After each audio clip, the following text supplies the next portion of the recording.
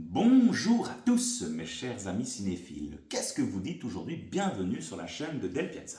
Alors aujourd'hui, c'est une critique un petit peu rétro. Une connaissance m'a conseillé de regarder le film, la saga, Insaisissable. Alors il y a le 3 qui sort bientôt au cinéma. Et donc c'est quelque chose que j'avais jamais vu. Et donc on me l'a conseillé, on m'a dit mais regarde Insaisissable, tu verras c'est vraiment trop bien et tout.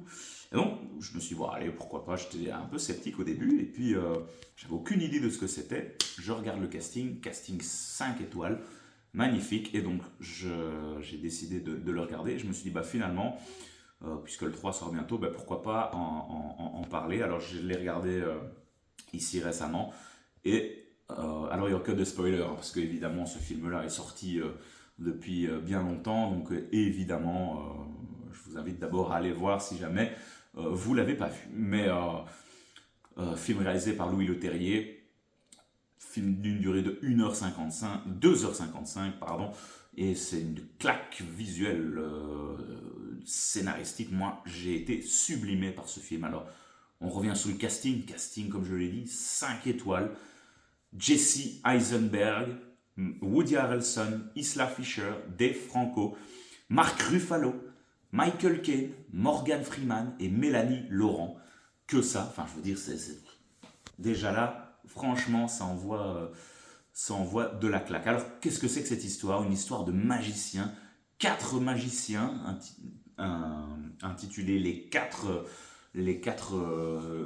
chevaliers, cavaliers, qui vont en fait réaliser des coups complètement fous tout au long du film, en passant au nez et à la barbe du FBI et de tous les plus grands gouvernements américains. Et donc, Mark Ruffalo sera chargé finalement au début du film d'essayer de les arrêter en compagnie du personnage de Mélanie Laurent. Et donc, ce film-là, finalement, il est super chouette parce qu'en fait, dès le départ, on voit un homme encapuchonné qui va recruter chaque fois chaque magicien et on voit que chaque magicien a un peu sa particularité. On voit vraiment que Jesse Eisenberg, lui, c'est le jeu, les cartes, c'est un showman, il parle bien, il est séduisant.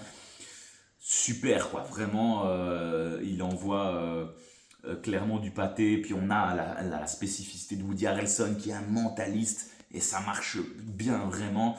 Tout au long du film, il arrive à chaque fois à aller interpréter, lire dans les pensées de chaque personne. Il y a Isla Fisher qui elle est vraiment un peu spécialisée dans on va dire l'espèce de téléportation où vraiment on la voit au début du film, elle est dans une cage à piranha et puis on croit qu'elle meurt et hop elle se téléporte enfin, voilà, c'est de la magie évidemment. Des Franco qui lui est un peu voilà, le moins exploité des 4 mais qui lui est le mec un peu plus discret, qui essaye de faire des coups, mais finalement qui est un voleur en fait, hein, si on s'entend bien. Et donc, ces 4-là sont réunis et vraiment l'alchimie entre ces 4 personnages est folle. Chaque fois qu'ils sont sur scène et qu'ils font un tour de magie, donc il y en a 3, mais à chaque fois c'est génial quoi.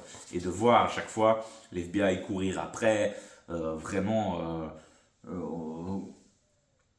à chaque fois on se dit mais ça y est là ils vont se faire avoir et à chaque moment effectivement ils ont comme ça a été dit ils ont toujours un coup d'avance et donc c'est toujours très très chouette et on se demande comment ils réussissent finalement parce que ben, voilà la magie évidemment il y a toujours un petit truc et il y a ce personnage de Morgan Freeman qui est un petit peu le mec qui décide de mettre en lumière les coups des magiciens et en gros de se faire du pognon là-dessus et de démonter le travail des magiciens et prouver que tout ça est du chiquet et du bidon et donc grâce à lui, on comprend un petit peu à chaque fois après comment ils ont réalisé chaque coup. Et donc c'est très très chouette, très très chouette à chaque fois d'avoir son intervention et très très bon. Enfin, Morgan Freeman n'est plus à présenter, c'est un super acteur. Une fois aussi, il est vraiment très très intéressant. J'ai beaucoup aimé aussi le rôle de Mark Ruffalo qui ben, voilà, est un peu un des persos principal qui va essayer de les arrêter finalement et puis ben à la fin il y aurait bien évidemment le plot twist sur lequel on reviendra après. Mais Annie Laurent, ben, il y a cette petite alchimie entre les deux où finalement ils se font pas trop confiance et Elle a été envoyée par Interpol, elle vient de Paris, ils ont du mal, mais on sent qu'il y a quand même une petite alchimie entre les deux, un peu amoureuse qui est en train de s'installer. C'est assez sympa, enfin, la relation et le travail qui est entre ces deux personnages, j'ai plutôt beaucoup aimé. Et puis Michael Caine, évidemment, qui n'est plus à présenter. Mon Alfred, de Batman, bien entendu, Michael Caine, grand acteur, qui là, ben, un petit peu le bienfaiteur de ces quatre magiciens-là, euh, qui va se faire aussi à un moment rouler dans la farine, finalement. Et puis, ben voilà, il y a la conclusion de tout ce film-là, petit à petit, où on va découvrir leur cachette, et à la fin, ces quatre magiciens, on comprend qu'ils ont un plan précis, et c'est un peu se venger. Finalement, ils ont chacun une carte pour faire partie de l'œil. Jusqu'à la fin, on sait on se doute qu'il y a un cinquième magicien, enfin, qu'il y a quelqu'un qui orchestre tout ça, parce qu'ils ont été rassemblés finalement au même endroit.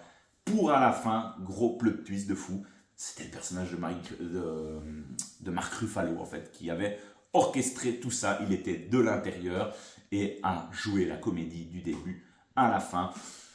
Celle-là, je ne m'y attendais pas. Je misais clairement sur Morgan Freeman ou le personnage de Mélanie Laurent éventuellement. Mais j'avais clairement pas vu venir que ça allait être Mark Ruffalo qui était finalement le maître d'orchestre de tout ça. C'était finement joué, puis on apprend que c'était le fils d'un magicien qui avait malheureusement échoué son tour, et que les coffres venaient, étaient en mauvais état, et que l'assurance n'avait pas pris en charge. Enfin, voilà, il y avait eu tout un... Et donc ce personnage-là a décidé de se venger finalement de Michael Caine, de Morgan Freeman, qui essaye de démonter un petit peu, encore une fois, et de faire du buzz sur la magie. Et donc tout a été finalement bien agencé. À la fin, les quatre magiciens qui font leur révérence à New York sur Times Square, enfin, c'était tout simplement magnifique visuellement, pour s'envoyer du pâté. Il y avait des plans de caméra exceptionnels. Franchement, ce film-là, j'ai été vraiment séduit. Je ne m'attendais pas à ça, mais c'est un gros coup de cœur sur ce film-là. Et clairement, on va aller suivre le deuxième opus, et puis on ira voir le troisième au cinéma. Ça, c'est une certitude. Donc, pour ceux qui n'ont pas vu, évidemment, bah, foncez. Superbe film. Je suis vraiment curieux de voir si le 2 sera dans la même lignée que le premier. Mais clairement, gros coup de cœur. Foncez les amis. Dites-moi vous en commentaire ce que vous avez pensé de ce film-là. Est-ce que c'était un bon film pour vous, ou middle? Bon voilà, on en discute et on en débat en commentaire toujours avec grand plaisir. Mais moi, franchement, j'ai été séduit et j'en profite pour remercier la personne qui m'a conseillé ce film. Elle se reconnaîtra bien évidemment. Merci beaucoup de m'avoir suivi pour cette vidéo et à très vite sur la chaîne de Del Piazza. Ciao ciao.